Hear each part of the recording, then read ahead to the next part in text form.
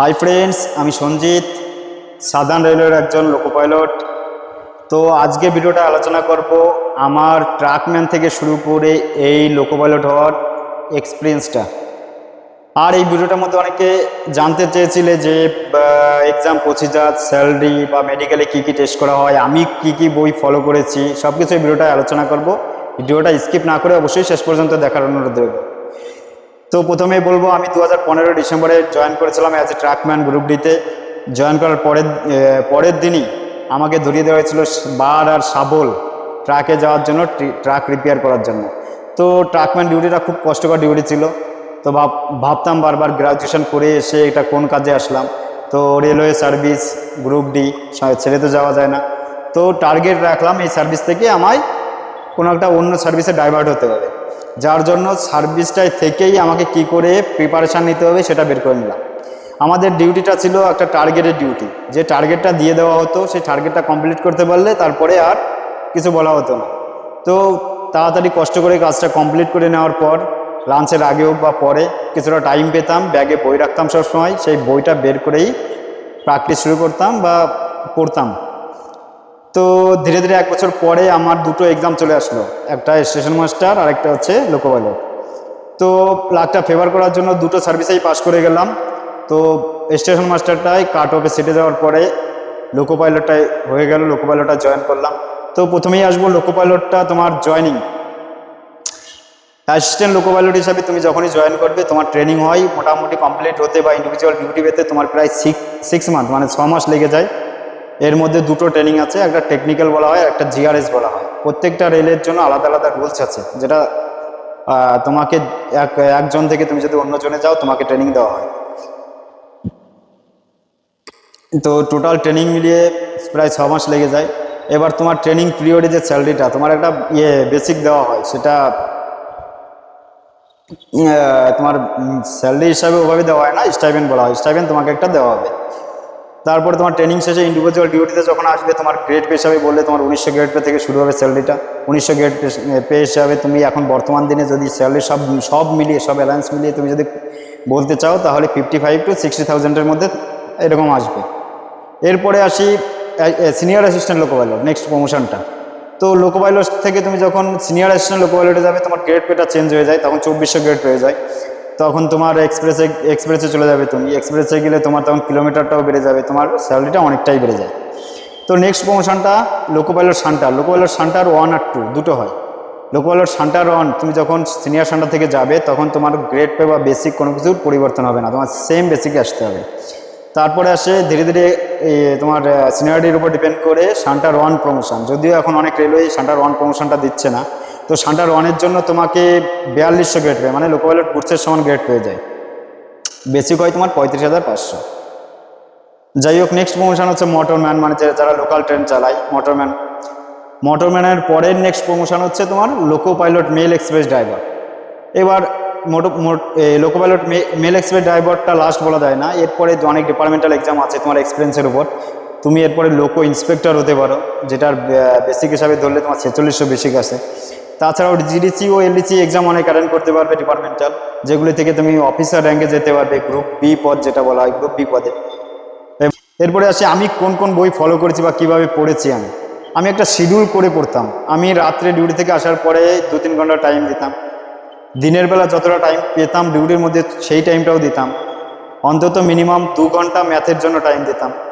Maths আর GK GI যেগুলো বলো তুমি, আমি আগরওয়াল আর তোমার কিরণ পাবলিকেশন এই দুটো বুক ফলো করেছি।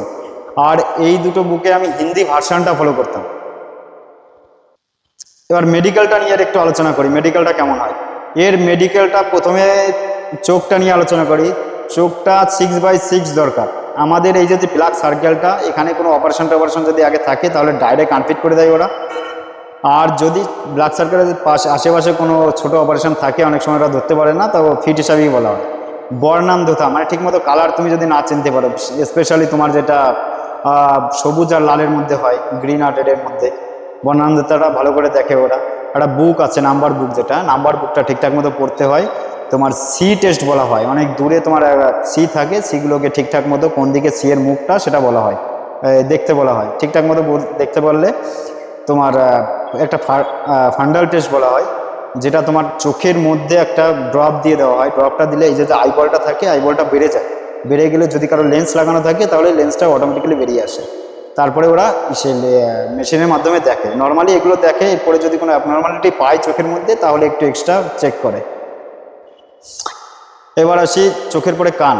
হিয়ারিং টেস্টটা অতটা ওভাবে যদি নর্মাল থাকে সব কিছু অতটা ওভাবে দেখে না। তুমি দূরে দাঁড়ানো থাকলে তোমাকে জিজ্ঞাসা করা হবে, কিছু প্রশ্ন করা হবে, সেগুলো ঠিকঠাক মতো শুনতে পারলে তুমি, আর এক্সট্রা কিছু চেক হয় না। এরপরে বডিটা আসি, বডি কোঅর্ডিনেশনটা তোমার জামা প্যান্ট সব খুলে বডিটা দেখবে, কোথাও তোমার মেজর অপারেশন আছে কি না, কাটাফাটা আছে কি না, থাকলে সেগুলোকে কী অপারেশন আছে সেগুলো সাবমিট করতে হবে ওখানে, তারপরে ওরা ডিসিশন নেবে। এরপরে হাই রেজাল্টটাও চেক করা হয়। আর তাছাড়া ব্লাড প্রেশার, তারপরে তোমার হচ্ছে ইউরিন টেস্ট করা হয়, ব্লাডের যদি বলা হয় তা সুগারটা টেস্ট করা হয়, আর হার্ট রেটটা চেক করা হয় যেটা ইসিজির মাধ্যমে। এগুলো নর্মাল যদি তুমি থাকো, আর যদি অ্যাবনর্মাল হয় তাহলে আরও এক্সট্রা কিছু চেক হতে পারে। আর এগুলো অনেকটা ডিপেন্ড করে কিছু হসপিটালের উপর, কিছু জনের উপর কী কী চেক হবে। নর্মালি তোমার এগুলো যদি সব ঠিকঠাক থাকে তাহলে আর এক্সট্রা হয়তো বেশি কিছু চেক হয় না। আর তোমার যদি এক্সাম প্রসিজারটা বলা হয়, এক্সাম প্রসিজারে তোমার হচ্ছে যেটা CBT1, CBT2 আর CBTA যেটা বলা হয় তোমার মানে সাইকো।